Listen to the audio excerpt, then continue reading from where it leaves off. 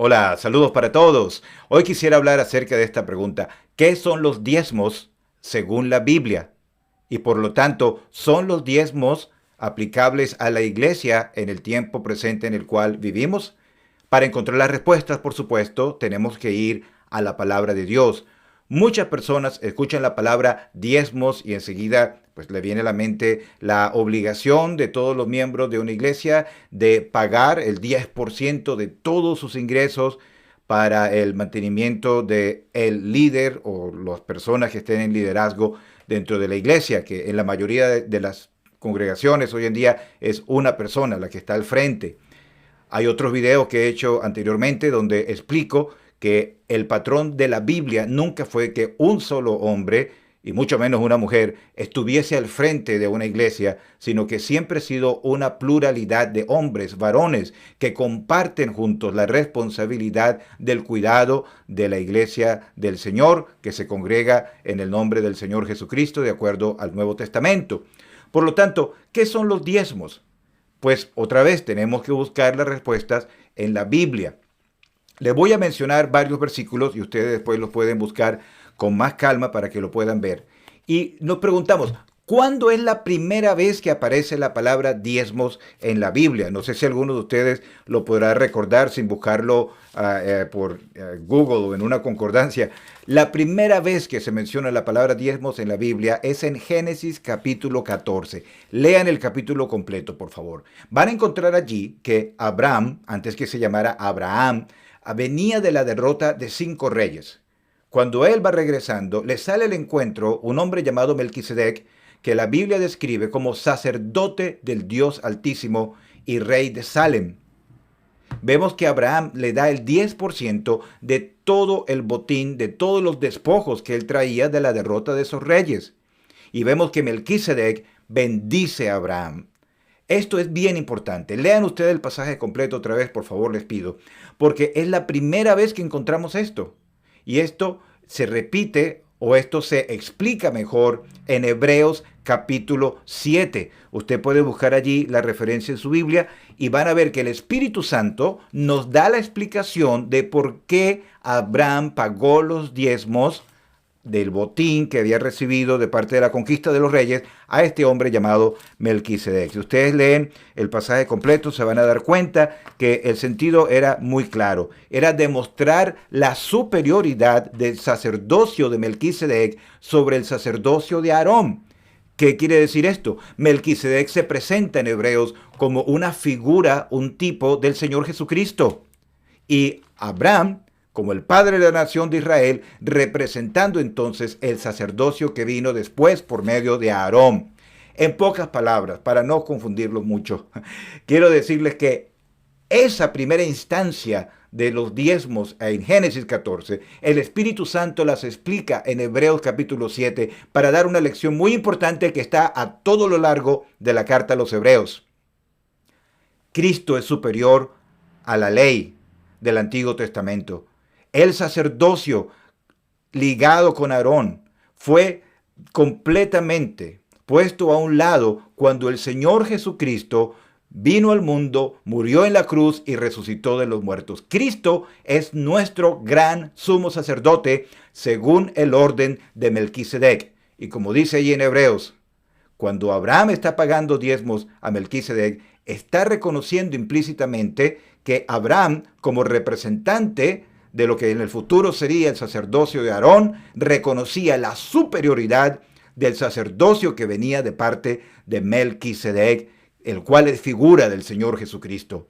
Otra vez, en pocas palabras, esta lección de la primera mención de los diezmos que tenemos allí en Génesis nos está mostrando que el Señor Jesucristo, con su venida al mundo, su muerte en la cruz, su resurrección, superó todas las sombras y figuras que la ley del Antiguo Testamento tenía, y por lo tanto los creyentes en Cristo en esta dispensación de la gracia no podemos volver atrás a la ley. No podemos regirnos por la ley, porque el fin de la ley es Cristo. Como dice también Hebreos, eran sombras y figuras de las cosas venideras. Pero una vez que vino Cristo, todo esto quedó puesto a un lado.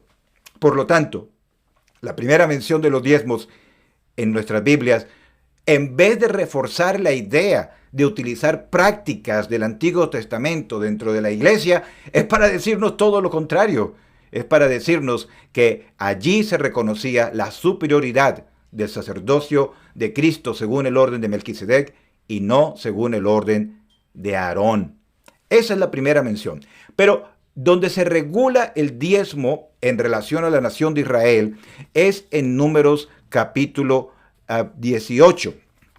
Podemos ir allí brevemente y usted se va a dar cuenta, sobre todo si lee a partir del versículo 20, si mal no recuerdo, déjenme confirmar acá, por favor, se van a dar cuenta de qué era exactamente el diezmo en el Antiguo Testamento en la época de la nación de Israel.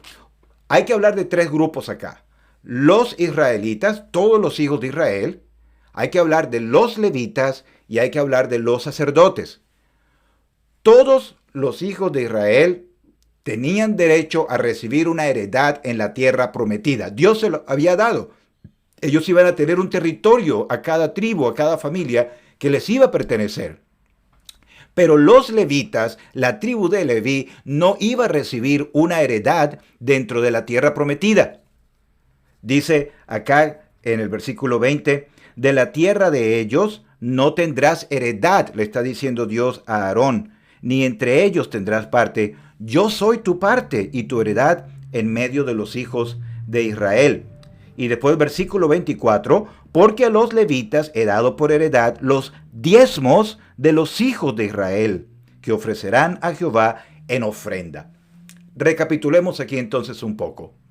Todos los hijos de Israel iban a recibir un territorio por su heredad, excepto los de la tribu de Leví. Dice acá que para los levitas su heredad iban a ser los diezmos que iban a recibir de los hijos de Israel. La tierra para ellos era importantísima, de allí cultivaban sus alimentos y de allí tenían el terreno para poder criar su ganado, sus animales, de los cuales también ellos se alimentaban.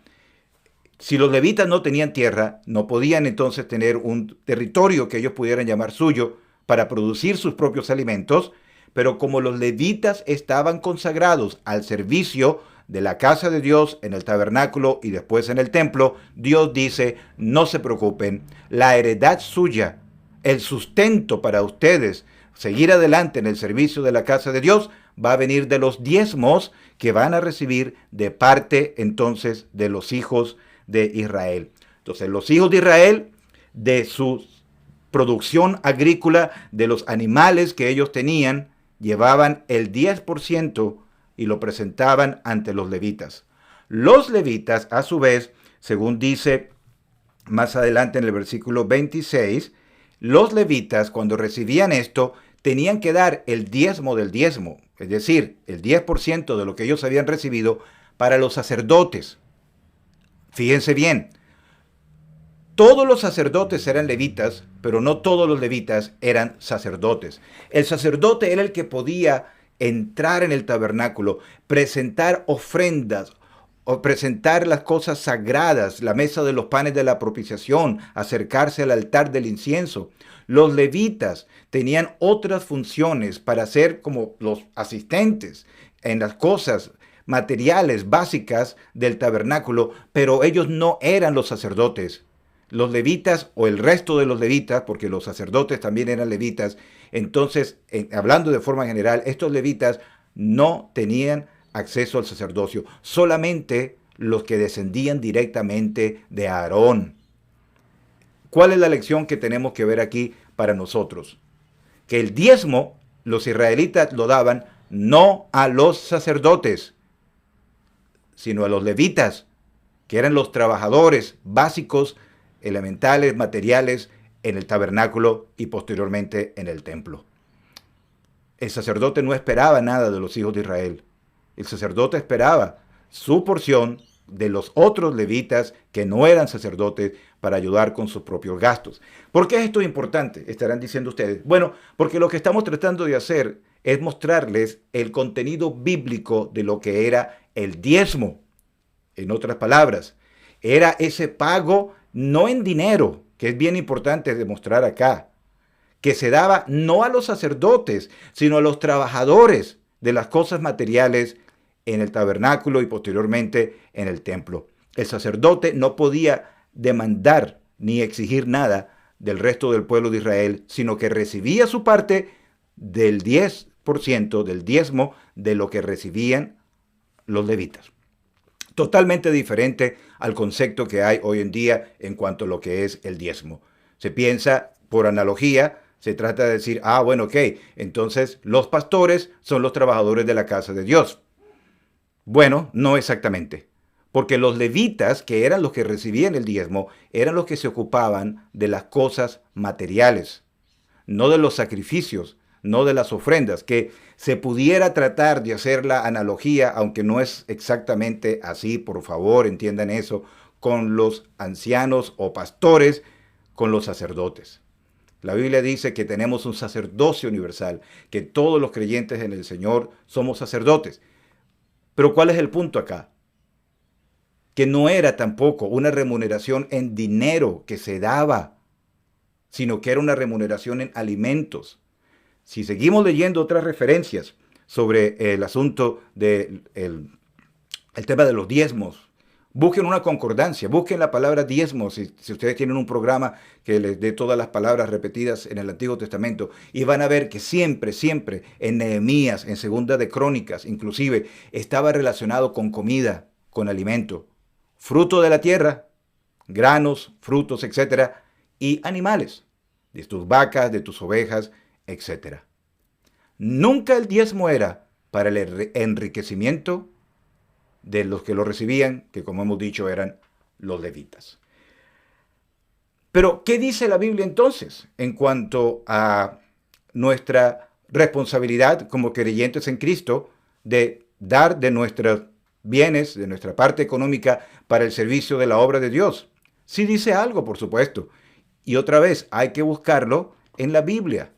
El gran problema que se presenta muchas veces es cuando la gente no sabe ver la diferencia entre Israel y la iglesia, el Antiguo Testamento y el Nuevo Testamento. No podemos ir al Antiguo Testamento para forzar cosas de allí dentro del orden de la casa de Dios en la iglesia en el Nuevo Testamento. Eso está solamente en el Nuevo Testamento, porque es cuando surge la iglesia. La iglesia no existía en el Antiguo Testamento. Por eso vemos en pasajes como Primera de Corintios, capítulo 16, y muchos de ustedes sabrán que Primera de Corintios es la carta que habla más sobre el tema de la iglesia que ningún otro. La iglesia local, una iglesia congregada en el nombre del Señor. Y allí el mandamiento es bastante claro y directo. Dice, en cuanto a la ofrenda para los santos, haced vosotros también de la manera que ordené en las iglesias de Galacia. Cada primer día de la semana, cada uno de vosotros ponga aparte algo, según haya prosperado, guardándolo, para que cuando yo llegue no se recojan entonces ofrendas. Aquí el Espíritu Santo llama a estas ofrendas la ofrenda para los santos. ¿Quiénes son los santos? Todos los creyentes en Cristo, todo el pueblo del Señor. No dice la ofrenda para los pastores, la ofrenda para los líderes de la iglesia. La ofrenda, la colecta que se está hablando acá cada domingo, cada primer día de la semana, es una ofrenda para ser usado para los santos, es decir, para todo el pueblo de Dios, para los gastos relacionados con la iglesia y no para pagarle el sueldo a una persona. Eso no está aquí.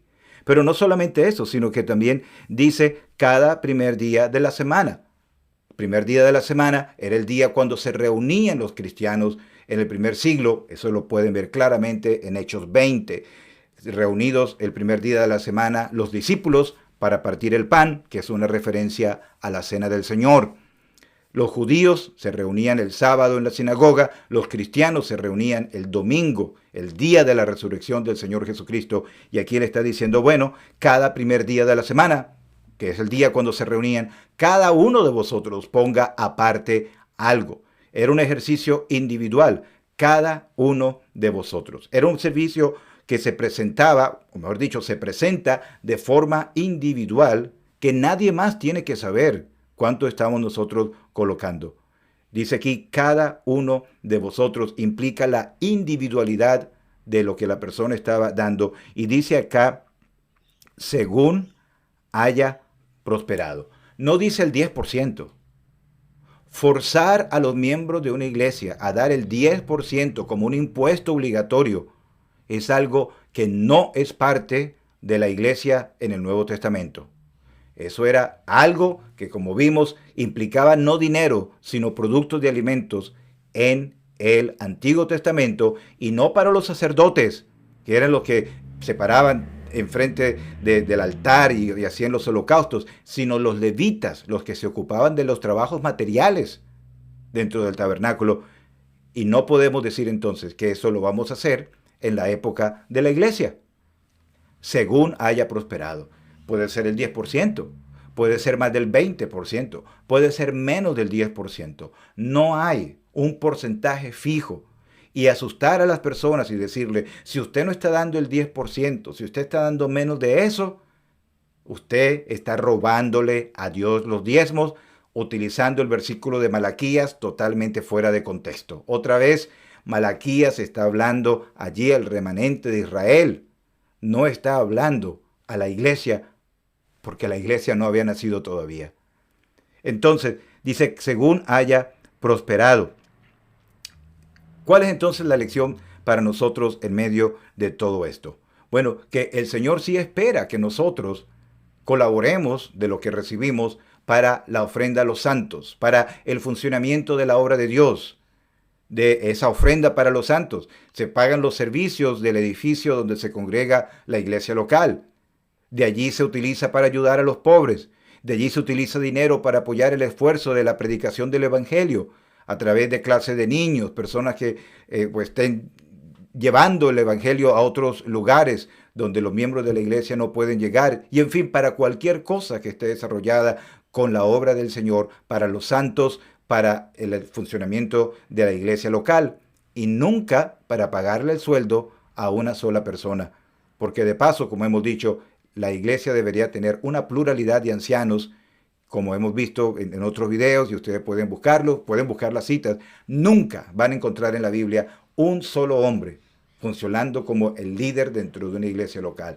Pablo llamó a los ancianos, en plural, de la iglesia de Éfeso, también allí en Hechos capítulo 20. Ellos constituyeron ancianos en cada iglesia después de sus viajes misioneros y así sucesivamente. Entonces, bueno, esperamos que esto haya quedado un poco claro, y entonces que tengan mucho cuidado con cualquier cosa que no sea directamente relacionada con lo que dice la palabra de Dios en cuanto a la iglesia. Muchas gracias.